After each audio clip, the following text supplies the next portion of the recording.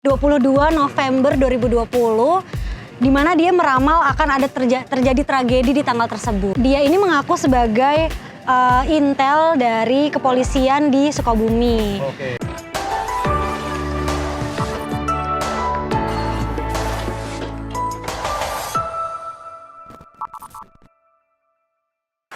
Hai viewers, jumpa lagi di reactionjapanen.com.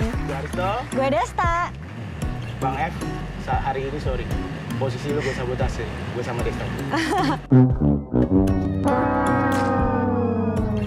Oke, kita bakalan bahas berita terpopuler pekan ini. Berita terpopuler Iya. ya, mulai dari kasus mutilasi sampai dengan Cuitannya, ramalannya Mbak Mijan. Oke, ini dia selengkapnya di reactionjapanen.com. Berita kelima yang terpopuler di pekan ini di japanen.com datang dari ahli metafisika Mbah Mijan, di mana ia mengunggah sebuah postingan di media sosial yang berupa sederetan angka. Angka ini nih dia meramalkan sebagai 22 November 2020, di mana dia meramal akan ada terjadi tragedi di tanggal tersebut. Jadi angka-angka ya. Angka-angka, Ceritanya Mbak benar. Mijan lagi ngecek angka. Iya. Tapi bukan ngecek oke ya. Nah, tapi sebenarnya memang Mbah Mijan ini juga cukup sering Meramal, ya. iya betul. Waktu prahara rumah tangganya Mas Rizky dan Mbak Nadia juga dia Meramalkan juga gitu. ya. Karena dibilang prahara rumah tangganya karena perkara makhluk goib. Makhluk Bukan makhluk astral sih. Ngeri ya kan? Nah, sebenarnya dalam postingan ini Mbah Mijan itu cuma mengingatkan warga untuk lebih waspada pada tanggal tersebut karena takutnya ada tragedi seperti itu. Menurut kamu itu kenapa sih dia itu angka-angka dia bilang angka atau apa? Nggak tahu, mungkin dia meramalkan Tapi sesuatu. nggak ada dijelasin. Dia ya? nggak jelasin Berapa? itu tanggal 22 November itu ada apa, yang jelas kita harus waspada aja. Ya mungkin sisi baiknya kita tetap harus waspada karena pandemi atau apa, kita nggak tahu ya. Tapi memang berita ini banyak Mengundang komentar netizen di ya, benar. Facebook dan di Twitter di jpnn.com. Benar. Oke, berikut komentar-komentar Netizen, di ya. Facebooknya jpnn.com. Pertama datang dari Alo Gomez. Halo Mas Alo. Dia bilang mendingan Mbah kasih angka biar buat bermain togel. Hehe. Mas Gomez, Anda ini mau berjudi. Tapi kalau dikasih Oh, nyari keuntungan, Mas. Oke. Aku bacain komen selanjutnya dari Henry T. Henry. Katanya, aku lebih percaya yang namanya Mama Loren. Dulu di Terawang sama dia, katanya Indonesia ini kotor, penuh noda, gelap, gulita. Untuk membersihkannya mudah, cukup pakai Mama Lemon dan ternyata terbukti. dia promosi sih. Nggak tahu. Kalau kamu jadi kalau dari sini ngelihatnya aku ngeliatnya kayak ada tim Mama Loren, ada tim Mbak Mijan ya. Kalau kamu tim mana? Aku tim kamu aja deh. Oke, berikutnya dari Dono Santoso ya. Iya. Dia bilang pokoknya apapun yang akan terjadi kita harus selalu waspada bahwa Benar. bencana dapat terjadi setiap detik. Itu betul, aku setuju. Ya, jadi Setuju dia banget. mengambil sisi positifnya ya Iya. terkait postingan dari Mbah Mijan. Berita terpopuler selanjutnya datang dari kasus mutilasi. Cerita Laili yang dibilang teman-temannya nggak menyangka kalau Laili menjadi salah satu pelaku Mutilasi, ya. pembunuhan dan mutilasi. Nah, jadi teman-temannya menganggap karena dulu Laili ini sosok yang Baik gitu ya. Dia dan rajin, tapi sekarang muncul di kabar jadi, Setega itu gitu ya. ya mutilasi Benar-benar. 11 bagian ya tubuh korban. Ngilu dengernya. Saya juga ngilu. Ngilu. Ya, Oke. jadi teman-temannya itu di WhatsApp grup memang ramai berbicara. Jadi di grup SMP-nya dia mulai mengaitkan jadi oh ini Laili ini ternyata. Mereka Iya, kaget. mulai membicarakan gitu ya. Kaget mereka Laili jadi pelaku pembunuh. Dan berita ini juga termasuk banyak mengundang komentar dari netizen di Facebook dan di Twitternya JPNN guys. Ya latar belakangnya bagus, dia berpendidikan tinggi ya kan, dia baik dulunya, kayak kenapa gitu ya kan. Itulah yang mungkin gara-gara dia juga alumni pada ngumpul ya nggak sih? Adalah ini baiknya Iya. kan. Kita sekarang lihat komentar-komentar dari Dari netizen. Aku bakal bacain komentar pertama dari Muji Joko Warsito. Katanya sebaik-baiknya manusia yang bermanfaat bagi sesamanya. Hidup memang susah, tapi ketahuilah bahwa yang dimaksud jalan yang lurus ya di dunia ini. Jangan silau dengan kehidupan dunia yang mata forgana ini. Semoga kita selalu dibimbing untuk menuju jalan yang lurus. Amin ya Rob. Pak Ustadz Muji Joko. Terima kasih atas ujangannya Bapak. Betul. Tapi itu benar, itu benar. Aku setuju, aku setuju. Karena dia bilang kan jangan silau ya. Silau dengan kehidupan yang mata forgana. Tapi aku silau kalau ngeliat. Au. Lanjut. Oke, Kedua. komentar kedua datang dari Herman Syah Nasri. Dia bilang bahagia atau tidak, kita sendiri yang membuatnya. Allah sudah menyediakan alam sekitar beserta isinya. Allah sudah kasih kita panca indera yang lengkap. Betul. Allah pun sudah memberikan kita otak, nah tergantung dari kita. Kalau kita mau bahagia ya harus bersyukur, yaitu dengan melakukan hal-hal yang baik. Betul. Komentar-komentarnya baik ya di yang ini ya, kayak Ya. nggak ada yang nyinyir gitu. Aku menantikan yang nyinyir sebenarnya. Oke, lanjut ya. Aku bacain dari Telda Tambani. Semua tergantung hati, otak yang mengatur. Kalau mereka berdua takut Tuhan, tidaklah seperti itu. Biarlah mereka berdua diprodeokan. Itu artinya apa ya? Bahasa jurnalis jadi kayak mereka dipenjarakan. Dipenjarakan. Oke, benar. Berita terpopuler ketiga. Silakan. Jadi berita ini tentang komentarnya Jenderal ex-Panglima TNI, Jenderal Gatot Nurmantio yang menyampaikan pernyataan mengejutkan. Jadi di sebuah talk show, Iya. di salah satu akun YouTube, dia bilang menceritakan lah kisah dia waktu diganti Oke. dari posisinya di Panglima TNI. Dia Iya. menaikkan, waktu itu kan dia menyarankan untuk para prajurit menonton film G30 SPKI. Oh, oke. Lalu temannya dari PDIP, katanya Pak Gatot, menyarankan udah Pak Gatot nggak usah menyarankan untuk nonton bareng. Iya. Karena kalau tetap dilaksanakan, Pak Gatot akan diberhentikan. Nah, ternyata memang setelah itu Benar gitu ya, diberhentikan. ya Oke. Gatot diberhentikan. Walaupun banyak versi juga bilang kalau memang dia diganti ya memang faktor udah memang memasuki pensiun dan perlu diganti dengan Marsikal Hadi yang sekarang menjabat sebagai Panglima TNI.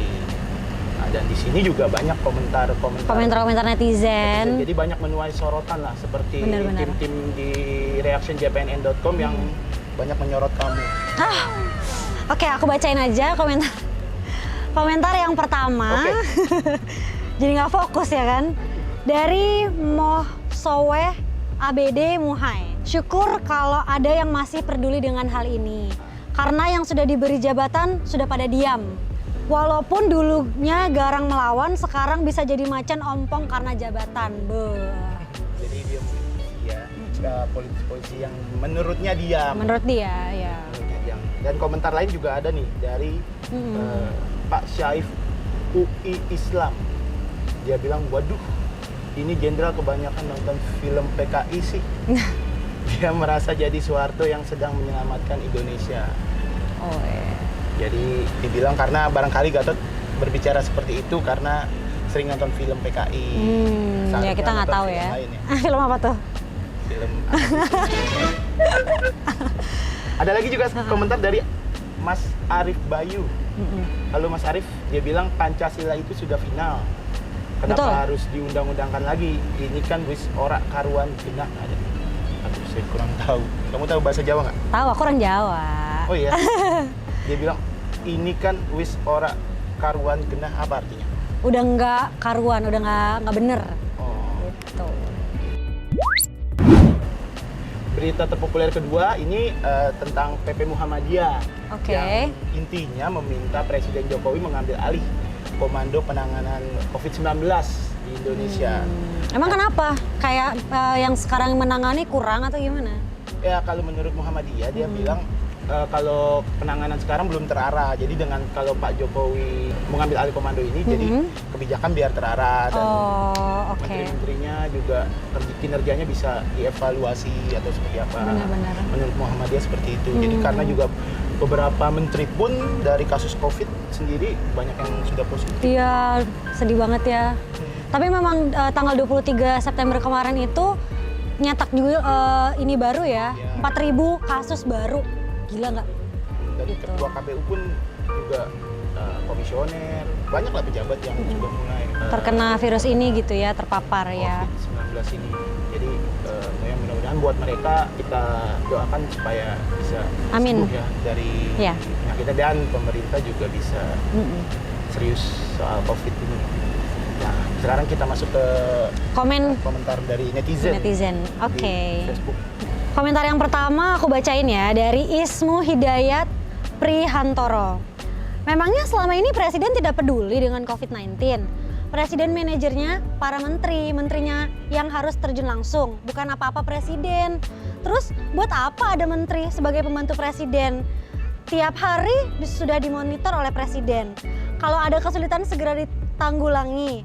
Rakyat yang harus terus difahamkan betapa kalau lengah sedikit saja bisa nyawanya taruhannya. Komentarnya kayak Mbak Cilik ya. Nyinyir ya. Untuk komentar selanjutnya datang dari Pak Jauhari Nur Sarihin. Dia bilang masyarakatnya sadar, yang nggak sadar ya pemimpin termasuk presiden. Dia bilang seperti itu ya. Sebenarnya kalau lagi kayak gini jangan salah-salahan lah, kita cari-cari solusi sama-sama ya nggak sih harusnya? Ya lebih baik memang kita juga bersama-sama bareng-bareng biar penularan juga, bergotong royong ya. ya penularannya juga nggak semakin parah karena kan rekor terus terjadi. Bertambah ya kan. Selanjutnya komentar dari Halema Emma, yaitu orang masyarakatnya yang nggak pada punya kesadaran diri. Mau presidennya teriak sampai suaranya habis juga nggak akan menyelesaikan COVID-19. Jadi memang juga ya tadi kita bilang ya. Iya, harus semuanya sih gotong royong dari atas sampai bawah, dari bawah sampai atas ya kan. Nah, berita populer yang pertama di pekan ini datang dari Cianjur, Jawa Barat. Hipnotis ya? Kasus hipnotis benar. Jadi ada seorang lelaki datang ke rumah ibu-ibu umur 63 tahun. Nah, dia ini mengaku sebagai intel dari kepolisian di Sukabumi. Oke. Nah, modusnya tuh gini, jadi ibunya itu kan punya kontrakan. Nah, si pelaku ini mengaku bahwa ada satu orang yang sedang dia incar di kontrakan si ibu ini. Ya, kasus narkoba itu. Kasus narkoba, jadi yang dia incar ini memiliki narkoba yang jumlahnya cukup banyak. Nah, sambil berbincang itu ibunya dimintain emas 63 gram, terus 1 juta rupiah, terus sama ponsel. Dan pelaku kabur. Iya, dalihnya itu barang-barang itu tuh dikasih sama si orang yang lagi dia incar ini yang bawa narkoba.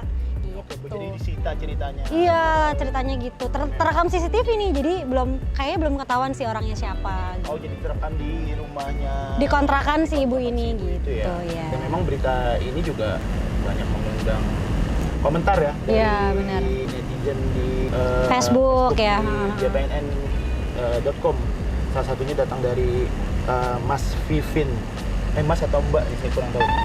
Tapi fotonya soalnya saya lihat ada gambar cewek. Vivin Kurniawan.